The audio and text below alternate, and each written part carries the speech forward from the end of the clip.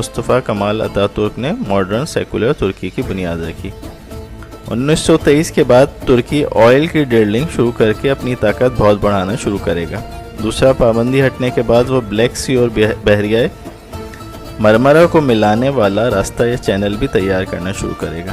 یہ ترکی کو عظیم تر بنانے کا سفر تیز کر دے گا۔ ترکی کی شام اور عراق میں مداخلت فوجی بنیادوں پر اس کے فوجی عزائم بھی واضح کر رہے ہیں۔ خطے میں صرف ایران اور اسرائیل اس کے فوجی اور قائدانہ عزائم کی راہ میں رکاوٹ ہیں۔ یہ تمام حالات و واقعات ترکی کی خلافت اسلامیہ کے وقت کے علاقوں میں گہری دلچسپی اور انہیں واپس ترکی میں شامل کرنے اور ان پر اثر قائم رکھنے کا اظہار ہے۔